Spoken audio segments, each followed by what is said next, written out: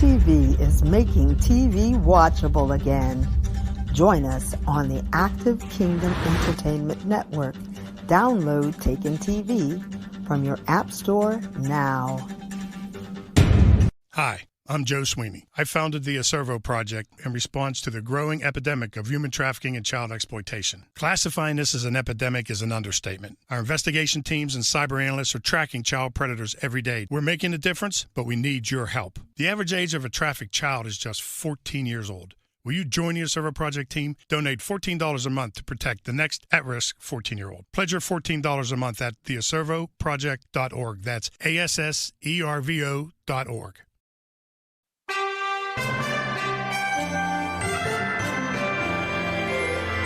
From the heart of our nation's capital, here's Family Research Council President Tony Perkins. Welcome to Washington Watch. Thanks so much for tuning in on this Monday. I hope you had an opportunity actually to tune in over the weekend and join us at the Pray Vote Stand Summit. It was a fantastic event. The information was so timely and it was infused with encouragement and spiritual insight.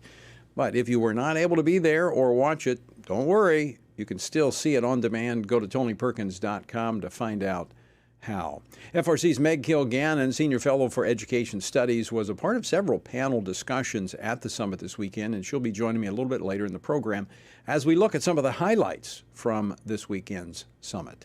But first, the radical people on this are really the people, the Democrats, that say after 5 months, 6 months, 7 months, 8 months, 9 months, and even after birth, you're allowed to terminate the baby. Democrats aren't saying that. I just have to. Democrats are not saying that. That was former President Donald Trump in an interview that aired on Meet the Press yesterday. The president got a lot right, but part of what he had to say is drawing criticism from pro-life leaders. Marjorie Dannenfelser with Susan B. Anthony joins me later. And get ready for the calls this week to sacrifice all concern for fiscal responsibility on the altar of political urgency. I hope and pray that Speaker McCarthy will say, hey, I'm going to throw over the far right and I'm going to put together a bipartisan effort with the Democrats and mainstream Republicans to keep the government funded. In other words, I'm going to compromise everything. That was Democrat Virginia Senator Mark Warner yesterday on Face the Nation. We're going to talk with Virginia Congressman Bob Good in just a moment about the latest on the negotiations over government funding. The 5 Americans who were being held by Iran are on their way home and will be landing in Washington, D.C. later this evening. In the meantime, the Biden administration remains on the defense over the $6 billion payment to the Iranian regime to secure the Americans' release. We're very confident that the funds, the Iranian funds that have been made more easily available to Iran as a result of the actions that we've taken, will be used exclusively for humanitarian purposes, and we have the means and mechanisms to make sure that that happens. Well, it's good that the Secretary of State, Antony Blinken, is confident because most people are not. We're going to talk with retired Army Lieutenant Colonel Robert McGinnis, a senior fellow for national security here at the Family Research Council, later on this edition of Washington Watch. The website is TonyPerkins.com. Lots of resources there for you. Our word for today comes from 2 Corinthians chapter 1. Blessed be the God and Father of our Lord Jesus Christ, the Father of mercies and the God of all comfort, who comforts us in all our tribulation, that we may be able to comfort those who are in any trouble with the comfort with which we ourselves are comforted by God. You know, comfort is a defining characteristic of God. The Greek word for comfort is parakaleo, which means coming alongside. The masculine noun is comforter, which is how Jesus referred to the Holy Spirit. Notice that Paul says God is the God of all comfort, who comforts us in all our tribulations. In other words, God will come alongside us in every difficult situation. But there's more. Look at the reason. That we might be able to comfort or come alongside others with the same comfort we receive from God. We are comforted by God so that we might comfort others. To join us in this journey through the Bible, go to frc.org/Bible or join me each morning at TonyPerkins.com. With just 8 legislative days scheduled before a possible government shutdown, House Republicans are moving toward a continuing resolution to extend current funding another month, while also enhancing spending for border security. With a House vote on this continuing resolution, or CR, as it's known on the Hill, possibly coming as early as Thursday, many conservative members of the House consider this spending plan as a mere continuation of the Biden administration's budget and policies, and are saying they cannot support such a measure. Joining me now to discuss this and more is Congressman Bob Good. He serves on the House Budget Committee and the House Committee on Education and Workforce. He represents the 5th Congressional District of Virginia. He's also a member of the House Freedom Caucus. Congressman Good, welcome back to the program. Great to see you. Hey, Tony, great to be with you. Thanks for having me once again, my friend.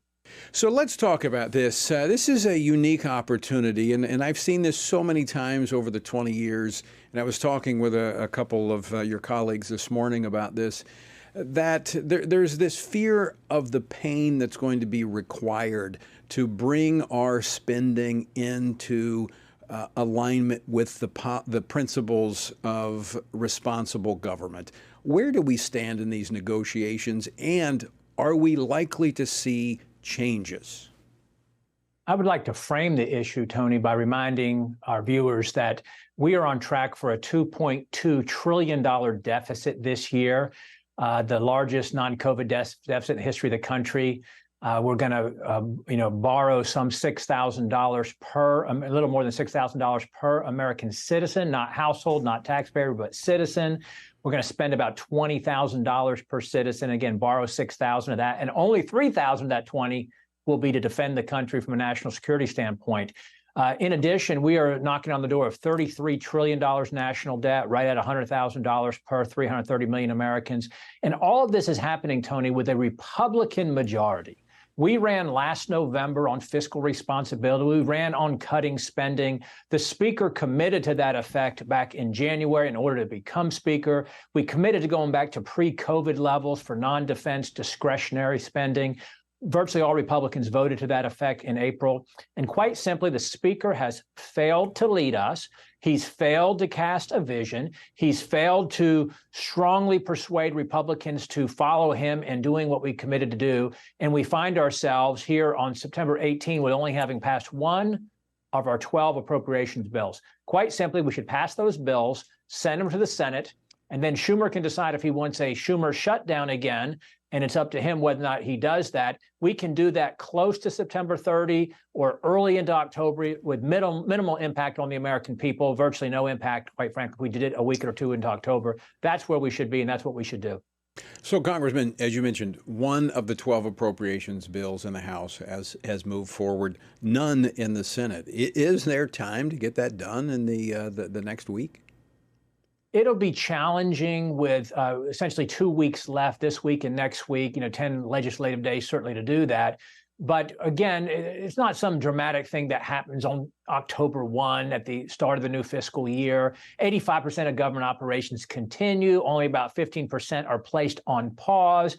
As you know, all federal workers are either paid or made whole. Essential operations continue. Most Americans won't even notice there's a shutdown unless they're watching the news reports and listening to the media and hearing the predictions of catastrophe. However, again, we could get this done a week or two into October. It takes leadership from the Speaker.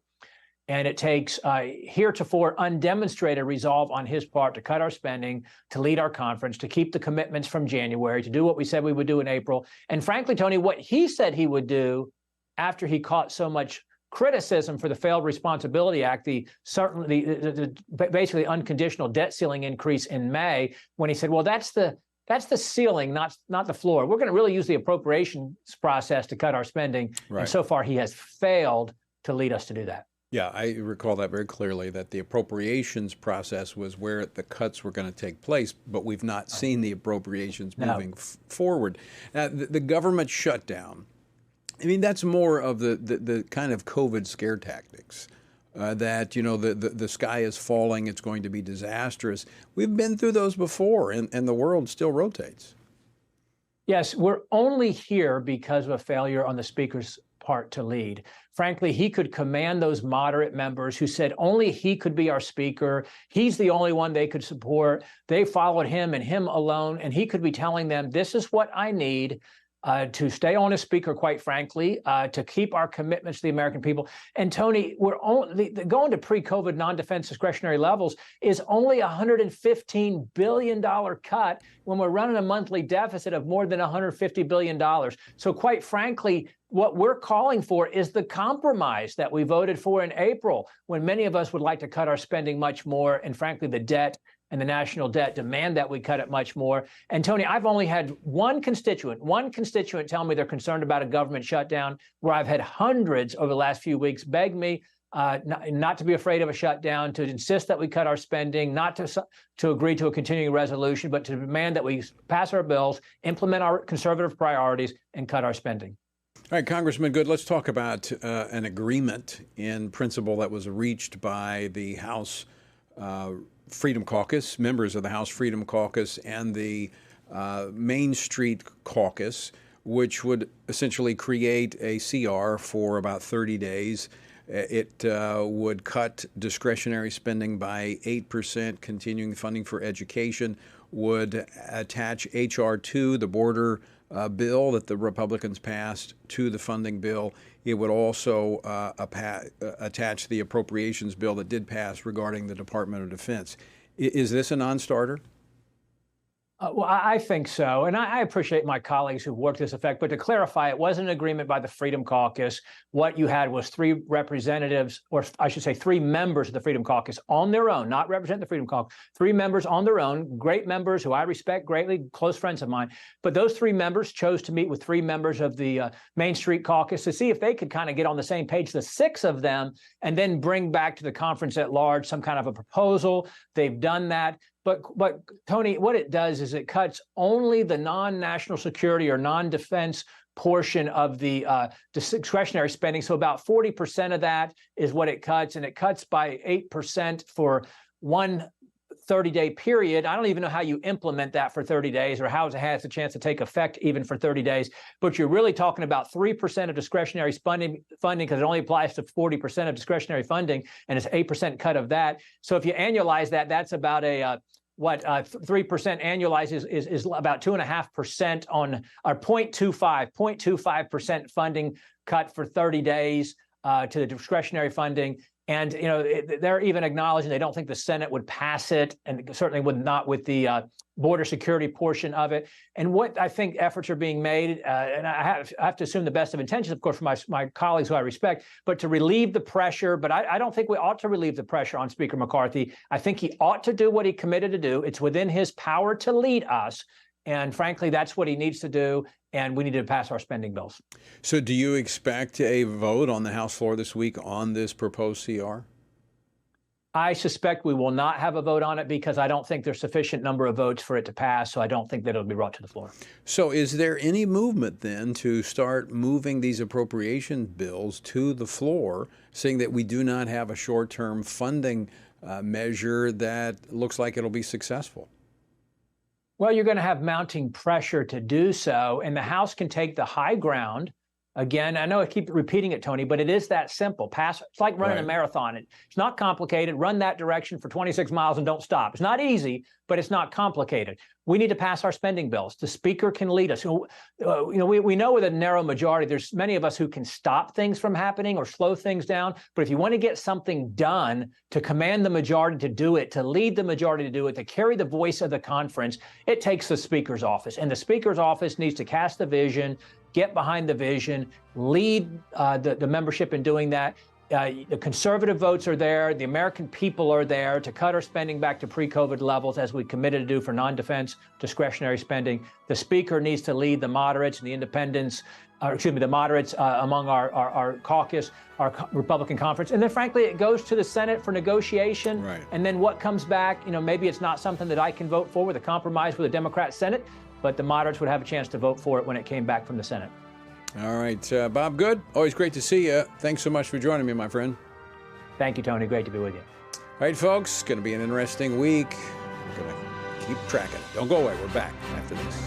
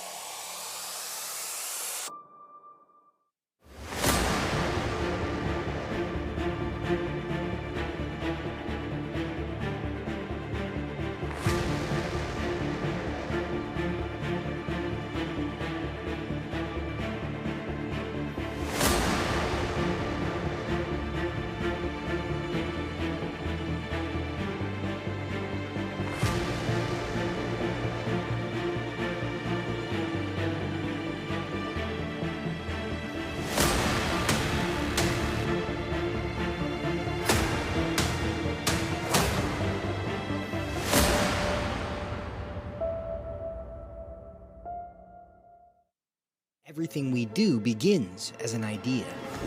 Before there can be acts of courage, there must be the belief that some things are worth sacrificing for. Before there can be marriage, there is the idea that man should not be alone. Before there was freedom, there was the idea that individuals are created equal. It's true that all ideas have consequences, but we're less aware that all consequences are the fruit of ideas. Before there was murder, there was hate. Before there was a Holocaust, there was the belief by some people that other people are undesirable. Our beliefs determine our behavior, and our beliefs about life's biggest questions determine our worldview. Where did I come from? Who decides what is right and wrong? What happens when I die? Our answers to these questions explain why people see the world so differently. Debates about abortion are really disagreements about where life gets its value. Debates over sexuality and gender and marriage are really disagreements about whether the rules are made by us or for us. What we think of as political debates are often much more than that. They're disagreements about the purpose of our lives and the source of truth. As Christians, our goal must be to think biblically about everything. Our goal is to help you see beyond red and blue, left and right, to see the battle of ideas at the root of it all. Our goal is to equip Christians with a biblical worldview and help them advance and defend the faith in their families, communities, and the public square. Cultural renewal doesn't begin with campaigns and elections. It begins with individuals turning from lies to truth. But that won't happen if people can't recognize a lie and don't believe truth exists. We want to help you see the spiritual war behind the political war, the truth claims behind the press release, and the forest from the trees.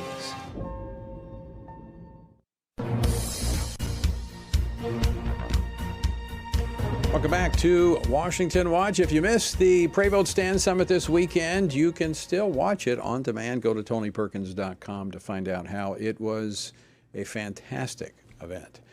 Well, earlier this month, Vice President Kamala Harris refused to place any restrictions on her call for abortion on demand until birth, demonstrating once again the radical and extreme position of the Democratic Party. Now, President Trump yesterday called out the Democrats for their extreme position. The radical people on this are really the people, the Democrats, that say after 5 months, 6 months, 7 months, 8 months, 9 months, and even after birth, you're allowed to terminate the baby. Democrats aren't saying that. I just have to. Democrats are not saying that. Well, joining me now to discuss this and much more, Marjorie Dannenfelser, president of the Susan B. Anthony Pro-Life America. Marjorie, welcome back to Washington Watch. Great to see you. Tony. So isn't that exactly what former Virginia Governor Ralph Northam said, abortion up until birth and beyond? I want to play this clip because, you know, the press likes to kind of sweep stuff from the past under the rug. Play clip 11. If a mother is in labor, I can tell you exactly what would happen. The infant would be delivered. The infant would be kept comfortable. The infant would be resuscitated if that's what the mother and the family desired. And then a discussion would ensue between the physicians and the mother. Now that's a baby that survives an abortion. Isn't that abortion after birth? Indeed it is. And in fact, the Senate bill that Democrats and Kamala Harris and Biden support makes it very clear that the child itself has no rights. The bill that is written is far worse than Roe versus Wade ever was. And it provides in quotes, for a woman to have an abortion at any point, and that she and the doctor be the only decision maker up until birth, with exceptions being huge loopholes that only the abortionist can ascertain or decide for himself what would be appropriate. There is absolutely abortion up until birth because we know abortion survivors. There's an entire network of abortion survivors that speak out and can speak very personally to the pain and all sorts of pain that one would you can imagine women undergo after being the victim of a failed abortion. Yeah. You know, former President Donald Trump spoke at the Pray Vote Stand Summit on Friday, which we were so thankful to have Susan B. Anthony as one of the sponsors of. And he stood there as the most pro-life president in our nation's history, and he was very clear about that. But in an interview that aired yesterday on Meet the Press.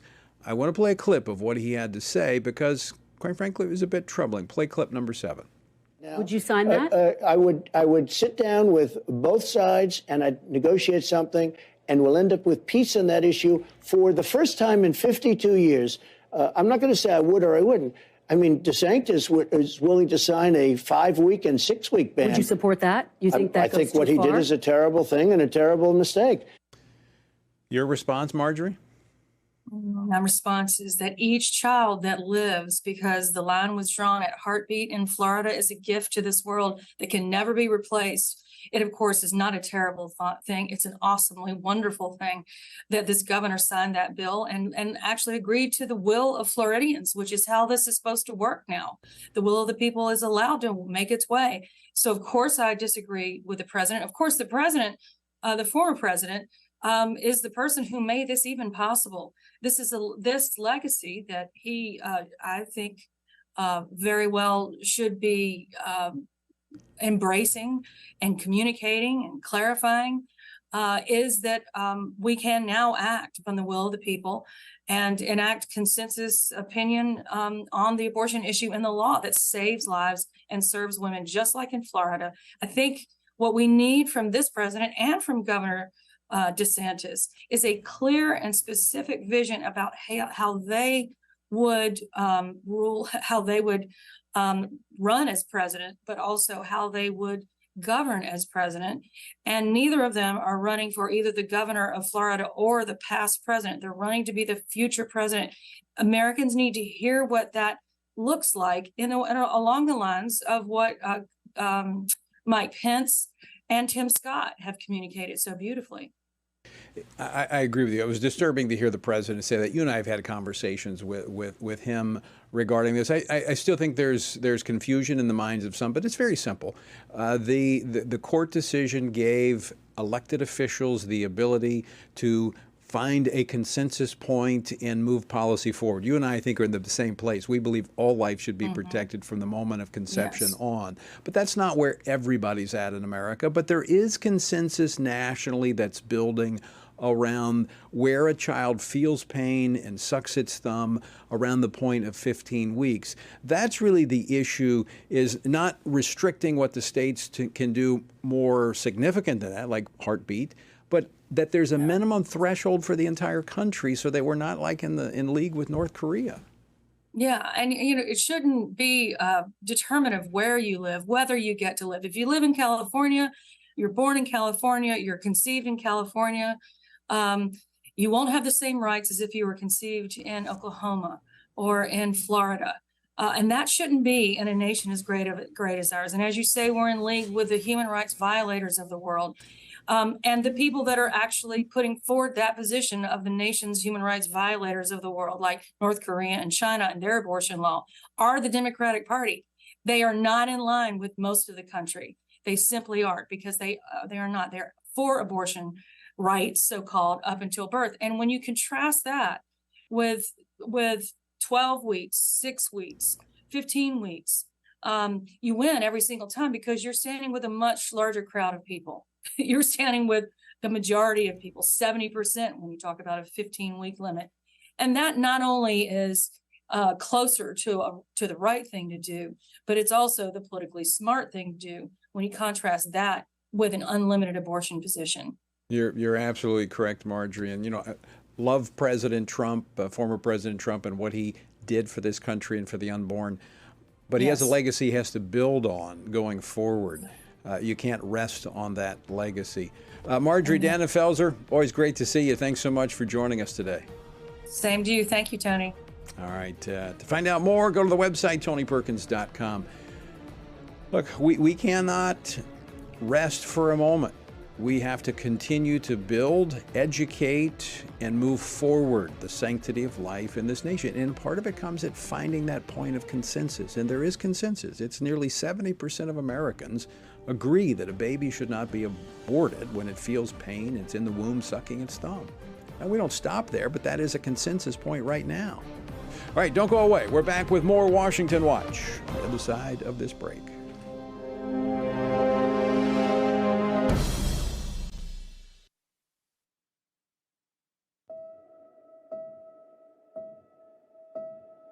All of us are born with the desire to find truth and meaning.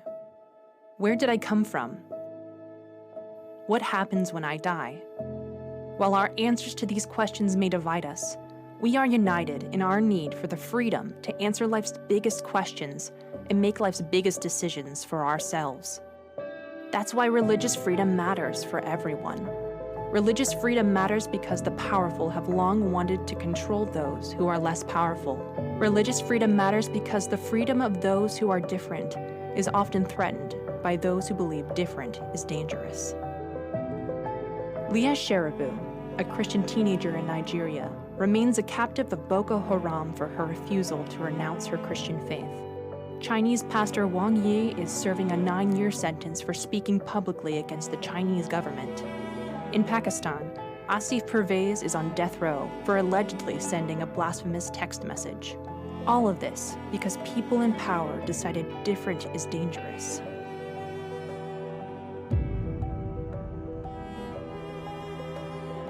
At the Center for Religious Liberty at Family Research Council, we promote religious freedom for everyone because the only alternative is religious freedom for no one. We encourage Americans and the American government to engage and advocate for the persecuted, and they do. We work every day to bring good news to the afflicted, to proclaim liberty to captives and freedom to prisoners. We do it because that's what Jesus does. We work to give freedom to others because we ourselves have been set free.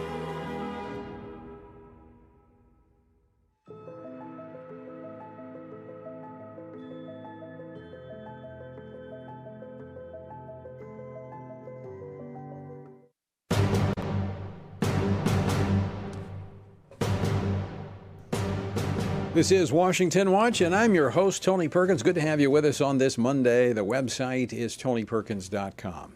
Well, 5 U.S. citizens held hostage by Iran were freed today and are expected to land in the Washington, D.C. region this evening. Their release came as part of what the White House described as a, quote, complex diplomatic deal, end quote. That not coincidentally involved the Biden administration's agreement to release $6 billion in oil assets to the Iranian regime that has been classified as the world's largest state sponsor of terrorism. I wonder what's on their shopping list with that $6 billion. Join me now to discuss this and more, retired Army Lieutenant Colonel Robert McGinnis and Senior Fellow National Security here at Family Research Council. Colonel, welcome back to the program. Well, thanks for having me, Tony. So 5 U.S. citizens are returning home. We can certainly be thankful for that. $6 billion that was exchanged to a terrorist organization. Now, the administration says it was not a payment of any kind. So what was it? Certainly releasing $6 billion is a payment. They did not expect to get it for free. And unfortunately, because money like that is fungible, even though the administration says that it's going to be used for food and medicine and the like, those dollars are not marked, and we can't trace them. We're relying upon the word of a terrorist that they're not going to use them to buy terrorist equipment, much less, to invest in their nuclear program, which they threaten Israel and United States installations across the region and even the underbelly of Europe. So I think it's the height of being naive on the part of the Biden administration, but it's the same sort of thing we've seen in the past, certainly with the Obama administration, of which Mr. Biden was the vice president. Under JCPOA, that was a disastrous deal. And today we know from 3 European nations that just a couple days ago complained that Iran is sitting on a stockpile of 60% enriched uranium, and there's no logical civilian use for that. So what are they going to do? They're probably going to make a nuclear weapon, not only to threaten Israel, but also the rest of the world. So this is, I would argue, a disaster. Yes, I applaud the fact that those 5 Americans have freedom, and I celebrate that. But it also puts a mark on the back of every American in that region that all the the mullahs of Iran have to do is take some of us into captivity, and in the future they'll get more billions of dollars. That's the wrong message, the bad Right. policy. I want to go to the mechanics of this. The Biden administration has repeatedly said that the U.S. Treasury will continue to monitor the accounts in Qatar and restrict the use of funds that are not used for humanitarian purposes. I mean, how are they going to do that? What levers do they have that they can pull to number one, as you said, the money's fungible. You don't know where it's going. But even if you did, how can they stop the flow of this money once it's been released? Well, the Iranians, all they have to do is a sleight of hand, Tony, and that is they'll take the $6 billion, they'll use it for things that are already in the budget that fit those descriptions, and then they, loosen up $6 billion other dollars so they can invest elsewhere. So it's just a movement of these pawns across the chessboard that will facilitate arguably more terrorism, more threats against Israel, more threats against the U.S. interests abroad. They say again, and it's difficult to follow the administration because, quite frankly, I don't trust anything that they say. But they say that this is not going to, this money, the $6 billion, number one, they say it's not U.S. tax dollars, which we understand. It is assets that were frozen with South Korea. But they said that this is not going to Iranian companies or entities. So where's it going? Well, Tony, they're experts, and we know of illicit activities across the world. We watch them, from the skies through satellites. We monitor their electronic transmissions. We know how they operate, and we sometimes stop that.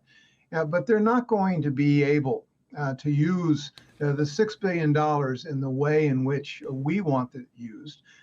Like I say, they're just going to relinquish control over $6 billion other dollars in their budget and use it as they intend to use it. Well, this is a game they play, and they've been very good at playing this for many, many years. But they're not even hiding it. Iranian President Raisi has been defiant, saying we're going to spend it however we want to spend it.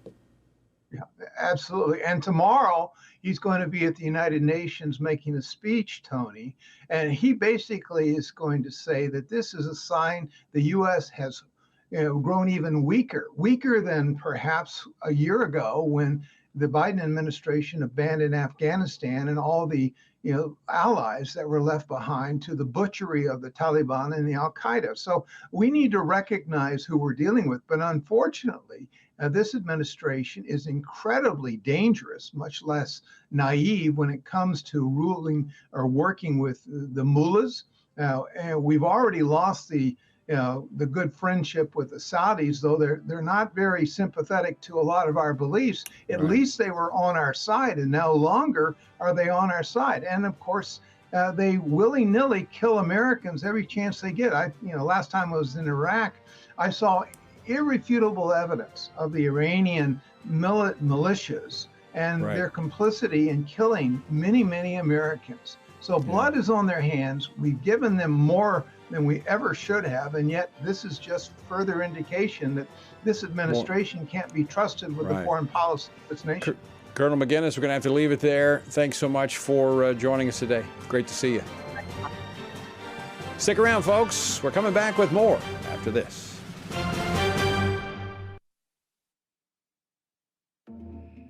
The world is hurting. Streets are filled with crime. Families are broken. Sin is celebrated, and God is mocked. Everywhere we look, the wages of our sin are on full display. As Christians, we know that surrender to God's will is the solution to our biggest problems, but not everyone agrees. Even in church, we hear people say the most important thing is to be tolerant, that we shouldn't impose our morality on other people, and that loving our neighbor means celebrating what they do. But you can't do that. It's not that you don't love your neighbor, you do, but you care about God's opinion more than your neighbor's opinion, and this makes you different. In fact, sometimes it makes you feel alone, like you're the only one. But there is good news. You are not alone, not even close.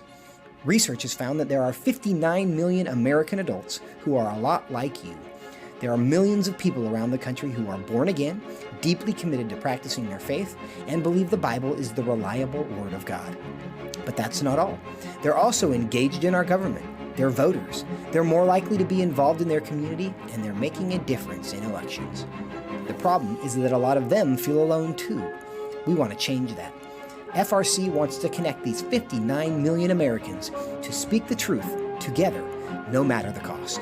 If you want to learn more about this group and what it means to be a spiritually active, governance-engaged conservative, or if you want to find out if you are one of these SageCons yourself, go to frc.org/SageCon and take the quiz to find out. The world is hurting, and we have the solution. We can't do it alone, but we can do it if we work together. That's what we're working toward every day. Join us. Go to frc.org/SAGECON, SageCon, to learn more. That's SAGECON, SageCon, to learn more. I'm often asked by people, Tony, how do you stay encouraged? How do you deal with all of the stuff in Washington, D.C., the negative policies that are attacking our faith, our family, and our freedoms? Well, you want me to let you in on the secret? It's called the Word of God. And that is why the Family Research Council embarked on Stand on the Word, a 2-year journey through the Bible. It's a chronological Bible reading plan with just 10 to 15 minutes a day. In 2 years, you will have covered the entire Bible. And to go along with this, Monday through Friday, I do a morning devotional that goes along with the reading of the day. It's all designed to encourage you on this journey because the Word of God, as the psalmist said, in my affliction, here's my comfort. Your Word gives me life. That is our source of strength. To find out more, go to tonyperkins.com or frc.org/Bible. And I invite you to join me every morning for our Stand on the Word Bible devotion. FRC celebrating 40 years with its first president, Jerry Regier. Family Research Council is extremely important. And I think there's a lot of people, both in the Christian world as well as on Capitol Hill, that really depend on the research and the input that FRC gives them.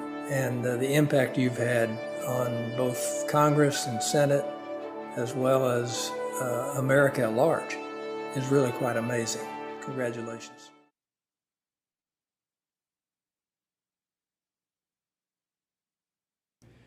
Yeah, that was the first president of the Family Research Council, Jerry Regier, who we actually was a part of the 40th gala this past Saturday night in Washington, D.C., and certainly honored him for his leadership role. Had an opportunity to sit down and talk with him as a part of the gala on Saturday night. And again, if you didn't get a chance to see it, go to tonyperkins.com and you can watch it on demand. It was really a great night, and I'm so grateful for the men and women who for 40 years have been a part of the Family Research Council, championing the kingdom of God by advancing faith, family, and freedom in our country's policies. I want to tie up a couple of things before I go to my next guest. We kind of running up to the end of the segment with Bob there with Colonel McGinnis. The Iranian president, as he mentioned, is going to be at the United Nations this week, and I have no doubt that he's going to repeat his claim at the United Nations that he'll spend this money however he wants. I doubt President Biden, when he's there, is going to voluntarily bring this issue up, but I have no doubt that his administration will repeat their talking points, saying that they'll clamp down on this, they'll restrict it, they'll do all this, they'll hold them accountable. You want to know who I will believe? It's going to be the one speaking Farsi. I just do not trust this administration. First off, I don't see how they're going to be able to do it. It's just like Planned Parenthood. We've made this analogy before, but Planned Parenthood gets Title X funding. That's family planning. And this was a big issue because we were able to get the Trump administration to put in place what's called the co-location rule, which means you can't do abortions and family planning in the same facility because your overhead's covered. The money's fungible. You can use it. You can move money around. Yeah, maybe it doesn't pay directly for abortion, but it pays for everything else. Same thing here. It's going to be used for humanitarian purposes. So they can then take the money that they were already going to have to earmark for essential items and use it to fund other terrorist activity. As Colonel McGinnis said, this administration is dangerous. And I want to go back prior to that with my conversation with Marjorie Dannenfelser, with Susan B. Anthony for Pro-Life America, a great partner on the life issue. And I'm going to be very clear about this, and I've communicated. I think the president is wrong on this. I do not think he should. I think he's confused. He should not be going after states that are moving forward with consensus policy to protect the unborn. Now, I know that there are some in the pro-life movement that feel like, we've just got to throw deep.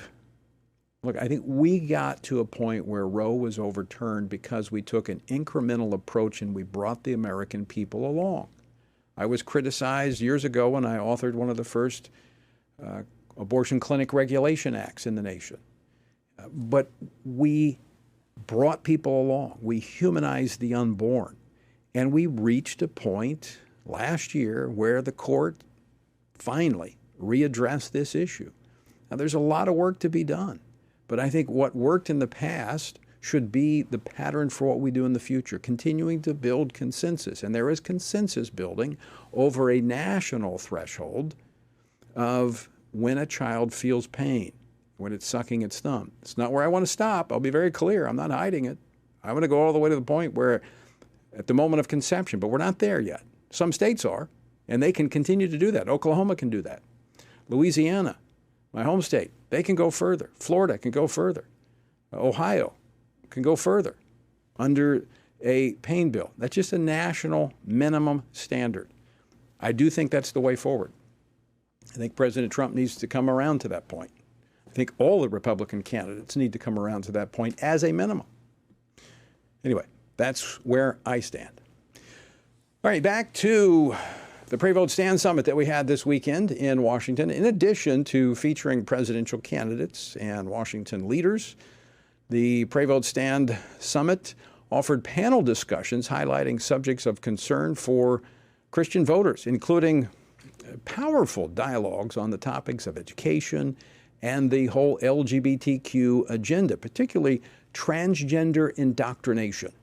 And what we see here is a clear attack to push radical gender ideology in the classroom, destroy American history, and take all rights away from parents. That's what's going on. But we have to continue the fight. We have to win this war for our kids' souls, for our kids' minds.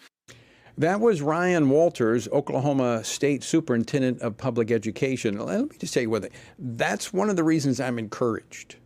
Now, not only am I a graduate of the public schools in Oklahoma, that's where I grew up, but what's happening, what we've seen, and you've heard other superintendents of education on this program in the last year and a half, that didn't happen before. Well, why is that happening? Because conservatives are running and getting elected to these positions. They're running and getting elected to school boards. Good things are happening because people are praying, they're voting, and they're standing for truth. Joining me to review the many highlights from this weekend is FRC Senior Fellow for Education Studies, Meg Kilgannon. Meg, welcome back to Washington Watch. Thanks so much, Tony. It was such an amazing weekend. It was really, really a great weekend and a wonderful celebration of 40 years. Let's talk about the, this was, I've heard this over and over. I was talking to actually Pastor Jack Hibbs called me this morning before he caught his flight out of D.C., just saying that, this was a wonderful intersection of faith and policy, unlike anything we've seen before where, the whole spiritual biblical perspective was infused in every conversation. That is the difference that we bring to Washington, Tony, is that our policies and our positions are founded on moral truth. They're founded on biblical principles. They're rooted in the natural law. And so when we're voicing these positions on issues, whether it's in Washington, D.C., or it's happening on a school board, for example. When a Christian is on a school board, you're starting a conversation at a point where you're starting from the truth, the correct position. And so whatever sort of negotiating you have to do after that point is much more fruitful for everyone, because you haven't given away the store at the outset by trying to be nice or couch your terms or, make things seem more pleasant to people. And it's not that the truth is unpleasant, it's just uncomfortable for people who lie, right? And so when you have people on school boards and serving in public office who are willing to stand for what is true and stand on biblical principles, we're all going to be better off in the end. Yeah, and we had some reporters kind of roving around through the summit the weekend, and they were kind of taken aback by the spiritual, biblical emphasis. Yes, I think they were, and I hope that God is a great God, and maybe some hearts were moved. We never know what little seed might have been planted by simply having all the press there and able, there were parts that they probably had to listen to that they maybe hadn't heard in a while. I don't know. But the spiritual aspect of the event really is what is so unique about Family Research Council and so desperately needed in all of the policy areas that we cover, whether it's in federal policy, at the state level, at the school board level.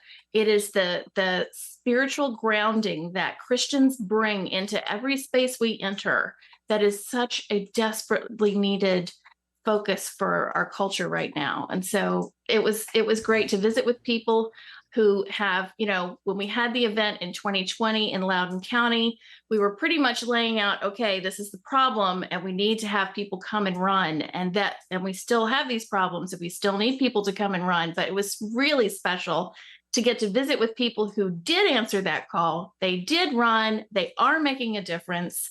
And, children and families will be the beneficiaries of that. And the other thing, it was not just parents and activists, as great as that was.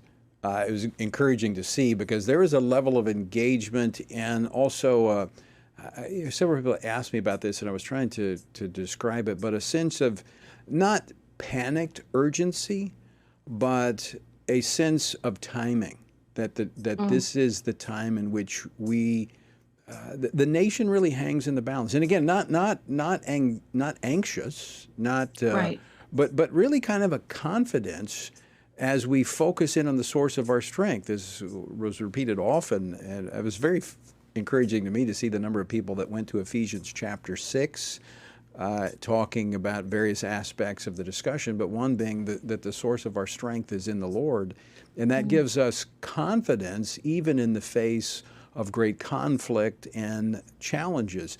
But we also saw, Meg, a number of elected leaders who are right there at the tip of the spear and unapologetically leading forward from that same position of strength in their faith in the Lord Jesus Christ. Right. And, the example that you played at the top of the segment with Ryan Walters, he's just a fearless leader in a very red state like Oklahoma that protects protects life from abortion from conception to natural death. Right. So that is a great state. Obviously, their values are in line with biblical values, and that's reflected more in their government. Then you had Sonia Shaw from California, who is dealing with an incredibly challenging situation there. And she is just leading with the quiet determination and the profound faith that she has, that she brings into the school board room. And she was that school board was the first one in California to pass parental protections that said that if a student identifies as transgender or has a gender identity issue or wants to be called another name, that the school must notify the parents. And so you've seen there are now, I think, 7 or 8 school boards who've passed similar policies. And some of them are not as strong as the one that Sonia and her board passed. The point is there's momentum. With Sonia, I just want to state that because she came up to me and talked to me a couple of times. And this is for our viewers and listeners, because many of you signed a prayer pledge for her, which we delivered when we were out in California for our dinner out there. But she came up to me and she said, I cannot tell you how impactful that was. I mean, in fact, her brother came up and talked to me about it. She said, it's on my nightstand. And she says she looks through it and she finds encouragement. So folks, you think, well, what difference can I make? I just want you to know, simply by responding, when we ask you to respond, we don't do that for no reason, but we do it with intentionality.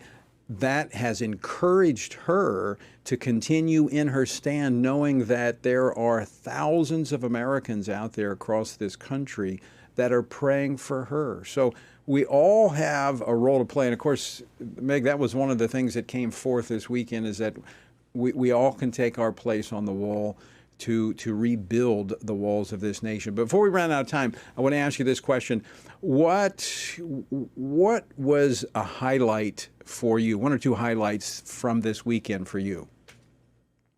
I got to meet in the green room a couple of women. The gender panel that you did on Saturday with Amy and Brandon and Jennifer Bowens, I got to meet another mom who I had only known by a false name because her child was still identifying as transgender, and she was so focused on helping her child and but still wanted to work in secret to force some governmental change to get relief for her family. And meeting those two women who I had only known by code names, and seeing that now they are able to speak out boldly and under their own names. I mean, that was really a highlight for me, and the engagement with the people. We have the best people, all of the folks that come, they're just wonderful and so talented, very impressive careers, very impressive prayer lives and faith witnesses. It's just wonderful to engage with them. It was and to know that they're praying for us as we do our work here, and we're praying for them. I mean, it's just a really wonderful community. It was and like to think that this has been the case for 40 years. I mean, it's no wonder Roe v. Wade is overturned now, right? And we are making a difference. The times do seem dark right now, but we have made huge, great, good steps forward. It was like one of those old-time weekend camp meetings right there in the middle of Washington, D.C. It was powerful. And that conversation we had with Amy on that panel, this is the first time she's actually publicly come out in her real name and spoken about what she went through. Very powerful. And folks, I would encourage you to go to TonyPerkins.com and you can actually watch those panel discussions. It was powerful. Meg Kilgannon, always great to see you. Thanks for joining us. Thanks for having me. And folks, thank you for joining us. It's always great to see you as well. Until next time, I leave you once again with the encouraging words of the Apostle Paul found in Ephesians 6, where he says, when you've done everything you can do, when you've prayed, when you've prepared, and when you have taken your stand, by all means, keep standing. Washington Watch with Tony Perkins is brought to you by Family Research Council and is entirely listener-supported. Portions of the show discussing candidates are brought to you by Family Research Council Action. For more information on anything you've heard today, or to find out how you can partner with us in our ongoing efforts to promote faith, family, and freedom, visit TonyPerkins.com. Also, to leave a comment about Washington Watch, call our watch line at 1-866-372-7234. That's 1-866-372-7234. Over the last 20 years, with all your support, we've been able to not only launch the original MyPillow, but also the MyPillow mattress topper, Giza Dream bed sheets, My Slippers, and the MyPillow bath towels. But there's so much more. In fact, we have over 200 products, and I'm so confident that you'll love each and every one of them that when you go to MyPillow.com now, you'll immediately receive a free gift valued at $20 just for checking out the website. No purchase necessary. Get everything from MyPillow blankets, sleepwear, kitchen towels, mattresses, duvets, pet beds, body pillows, comforters, couch pillows, bathrobes, and so much more. So go to MyPillow.com or call the number on your screen. Use your promo code to get deep discounts on all MyPillow products. And remember, just for checking out MyPillow.com, you'll immediately receive a free gift valued at $20, no purchase necessary. This is a limited time promotion, so go to MyPillow.com now.